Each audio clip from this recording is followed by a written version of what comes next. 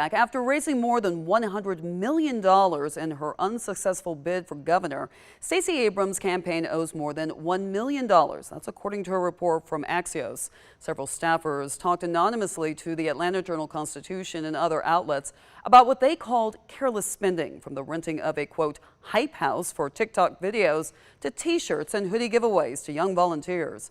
UGA political science professor Charles Bullock says the campaign didn't expect contributions to drop off. As it became clear that she probably wasn't going to win, and some of the contributors or expected contributors did not come through for her. So what happens with the debt now? Ashlyn Webb joins us to explain.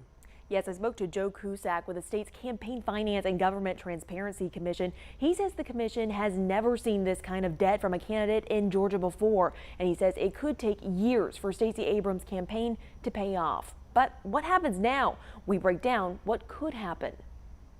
First thing to know, the $1 million debt can't simply be forgiven. If the campaign doesn't pay a vendor and the vendor forgives the debt, it's considered an in-kind contribution. There's a $7,600 limit for each donor per election. So say somebody had contracted with a campaign for, it was $50,000 worth of work.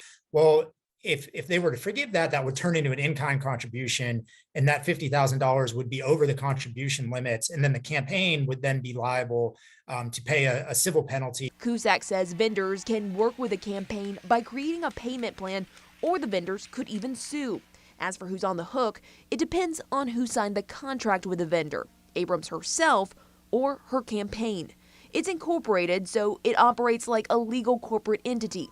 As for paying off the debt, Cusack says one option is for Abrams to ask donors to pay it off. In this case, the amount of money is so large, you don't see people really contributing to political candidates who have lost their elections.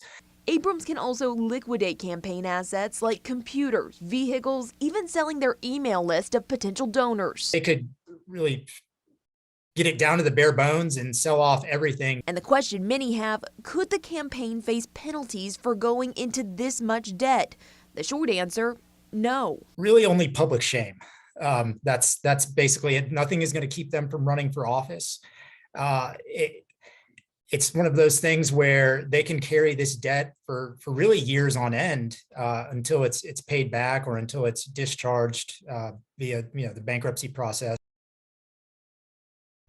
Now, until that debt is paid off, Cusack says Abrams' campaign will have to file a campaign disclosure report at the end of every year, so we'll know how quickly they're paying off the debt, who's contributing until that balance is cut down to zero. Lori, back to you. Thank you, Ashlyn. We should learn more about Abrams' campaign's finances next month when disclosures are due.